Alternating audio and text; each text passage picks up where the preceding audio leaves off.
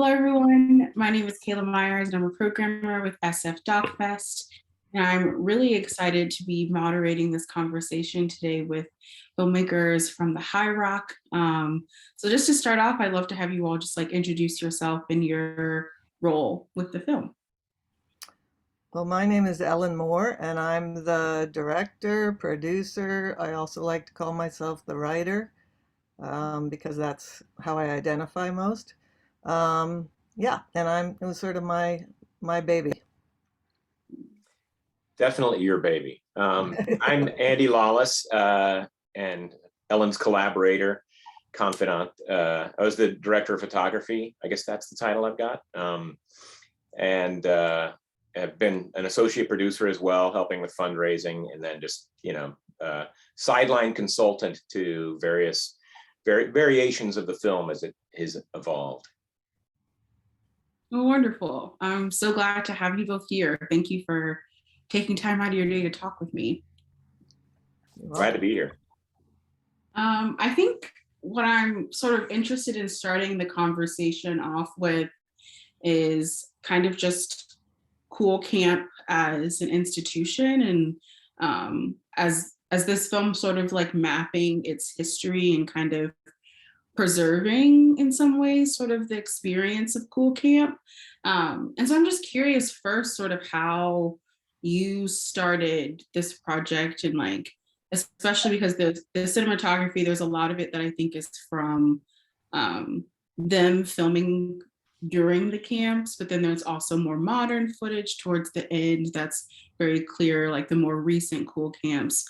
Yeah, so I'm just curious first about how you sort of got started in this also, and then where some of that sort of footage came from. I'll start because my kids went to Cool Camp. They were 4 and 5 years old. I have 4-year-old twins and a 5-year-old at the time. And I couldn't believe that this woman was brave enough to take them camping for 2 weeks with a bunch of other kids that they knew. And I sort of jumped on the opportunity because I was an exhausted young mother and I really needed a break. So I let them go to camp. And then when they came home from camp, they were such transformed individuals. They were so ecstatic about what they'd been through that I felt like, I really missed something that was really important in their lives, and I don't have a clue what it was or why they're so happy. So I felt I need to really go and find out what happens at this camp.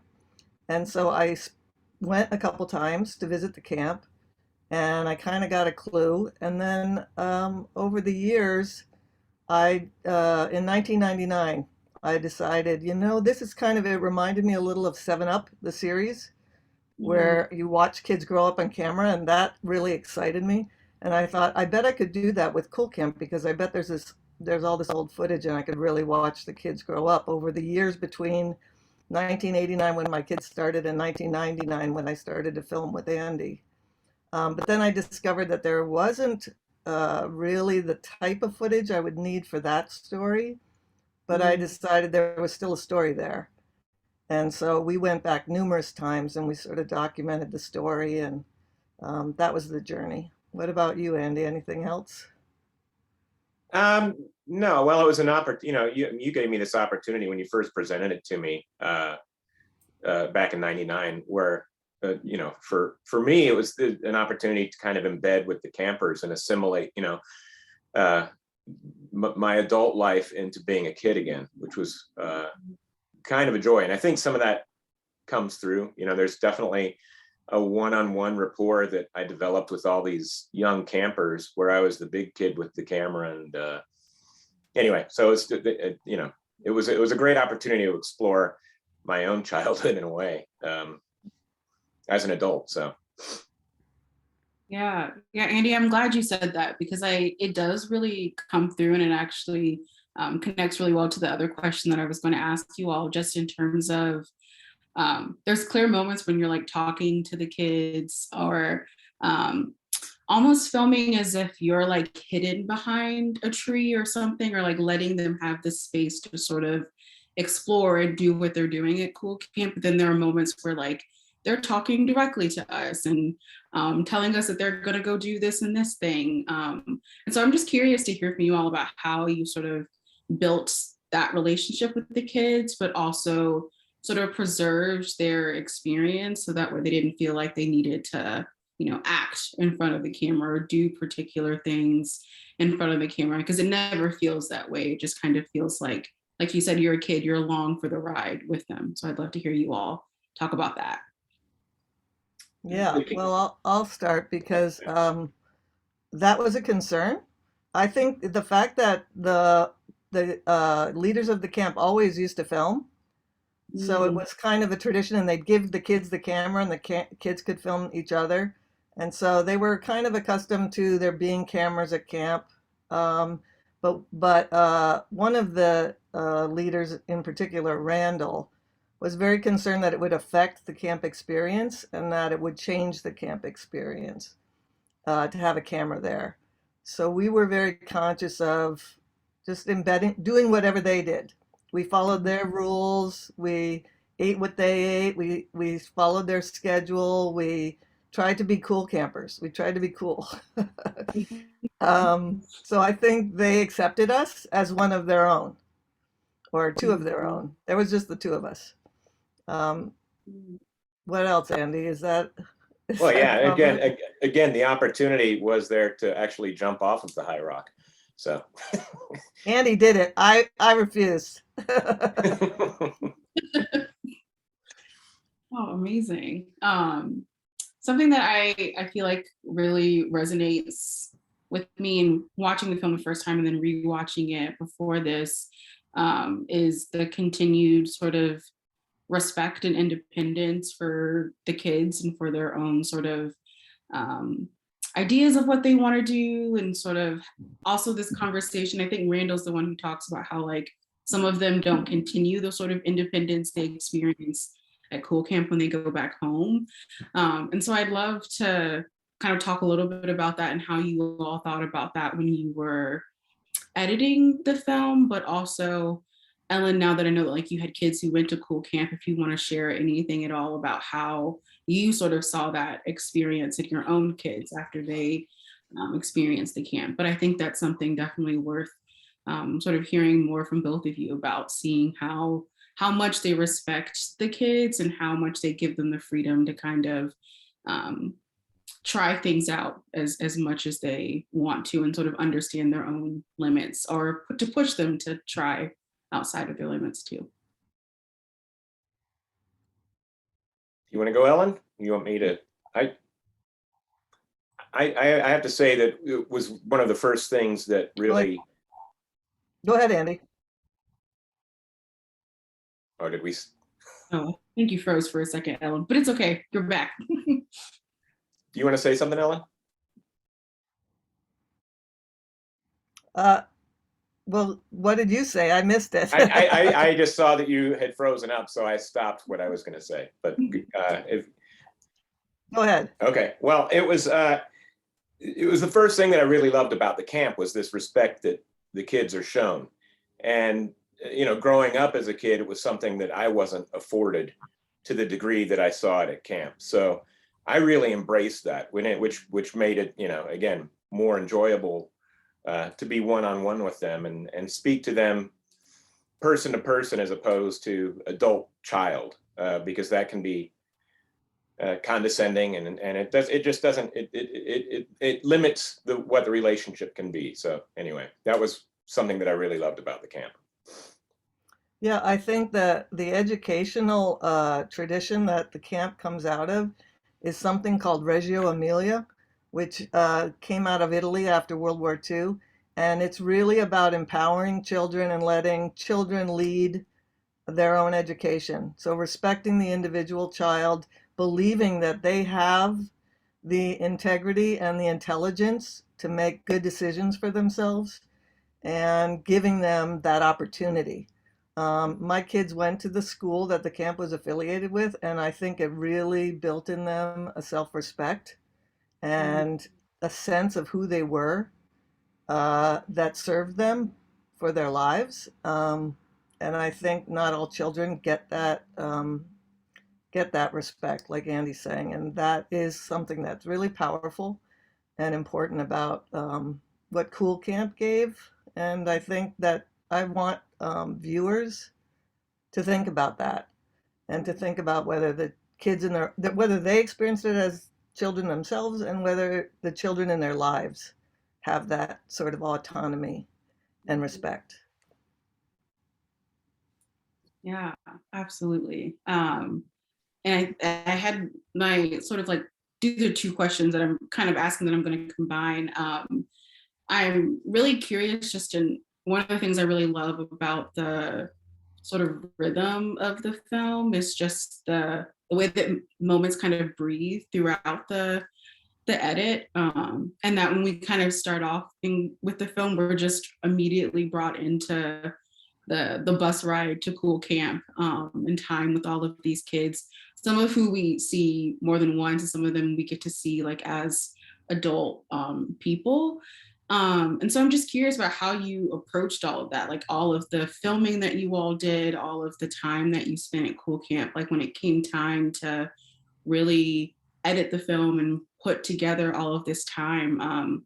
How did you decide sort of what times made sense to start the film with? What year at Cool Camp made sense to sort of introduce everything? Because I think it starts with like 1989, I think is the first sort of like year that we see when the film starts. And then like have the kids from Cool Camp seen the film, and how did they kind of react to it if they have? Well, that's a lot of stuff. The thing about how I really wanted people that watch the film to experience Cool Camp.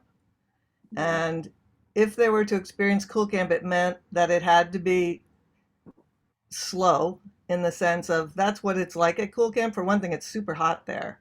And so your metabolism just slows down and you get into that, you sink into the experience. And so I really wanted people who watch to have the experience of just watching what unfolds, because that's all camp is all day long, just letting things unfold. There's no, there's no organized activity except for meals, basically. So just like, what are we going to do today? And something just emerges. So I wanted the audience to also feel that. What was the other question? Yeah, I guess how did you approach like the amount of material that I'm sure you Oh all filmed? yeah. So I decided that it would be like it's like your Cool Camp through the years, right? So we have footage from the 70s up until 2017, and I Mm, wanted them to sort of be interspersed at least until we got to that very modern footage, which looks so very different. Um, mhm, so that brings us up into the present kind of. But otherwise, we intercut all the years together. So it was a variety of kids at different ages, depending on the themes. It was very thematically structured. So it really starts with discovery and exploration. Then it moves into hardship and challenges, and it kind of ends with community building. So we decided on that thematic kind of structure to give it a, kind of a skeleton. But basically, we decided to make it like a 40 years in the life of camp. So mhm. you kind of experience from the beginning of camp to the end of camp over a period of many years. But the camp itself is really only a 2 week experience. Yeah. Andy, did you have anything that you wanted to add about that? No, I mean, I can talk a little bit about, the experience of being there and filming and some of the strategy behind capturing the images that we captured. And one example that is one of my favorite examples in the movie is the Tony B and the tadpole. Was Mm, just a decision because when I first got to camp, I was like, well, there's a lot going on here. There were maybe 50 kids, I think, the first year or close to it. And that's a lot to cover from one camera angle. So I would just, wake up in the morning, maybe on the second or third morning when I realized I may not be getting everything we need. And I would just say, I'm going to focus on this kid. I'm just going to watch and see what he does or she does throughout the day. And that, it seemed to be a pretty good strategy for capturing little sequences that become sort of a microcosm for what the camp experience is. So, and that, that's a little bit of the strategy of going into, when we were actually shooting. Mhm. Yeah, I really love that sequence. I'm so glad that you called that out. And I guess my last question that was, have any of the kids from Cool Camp seen it? And also, I guess what is it like to sort of like, this is the first time you're screening the film, and at the end of the film it says the last time there was a Cool Camp was 2018. So what has it been like for you all, I guess, working on the film post sort of Cool Camp really happening, since it's been some time now? Well, the three children that we follow throughout time are my three children, Max, Claire, and Alden Fletcher. And so they've seen the film and they've seen various iterations of the film. And of course, I think it's always difficult to see yourself on camera. Yeah. So I think their experience is always a little different than any other viewer's experience would be, just because they're self-conscious about their appearance and things my son in particular, who has become a teacher, he really is uncomfortable watching himself as an adolescent. And I don't blame him, because I wouldn't want to watch myself at that age either. But I think they appreciate that the film is made, but I think it's always difficult when you're in it. And as far as the other campers, I've got a bunch of them coming to the screening at the Roxy. Like that girl Alizon who counts her body is coming, and some of the other kids. Emily, unfortunately, can't. She's going to stream it. A lot of them are going to stream if they don't live here. So I'm anxious to talk to them after they see it, because I haven't really shown it to anyone except for Mary Catherine, who's the child of Catherine, who started the camp. She has seen it. And two of the girls named Jennifer and Laura Philpott have seen it. And for all of them, it's just delightful. They laugh, they cry, they feel like they're back at camp. And so it's very moving to the ones that loved camp. There's probably a few kids that did not like camp. I know there are. And I don't know how they would experience it, but hopefully I'll find out over the course of the festival, and many of them hopefully will hear about it and watch it. It took such a long time to make that a lot of the kids that are in the camp in the documentary don't even remember that we filmed them. Alizon, when I found her, the counting girl, she had only a very vague recollection that there was a camera there that year. And she was kind of stunned to know there was a documentary that she was in. So I think I'll get some of those reactions too. Early, the kid who's the Asian kid from the 70s who comes back as a camper, as a counselor, he's seen it because he has a studio in Los Angeles now, and he helped me with the color correction.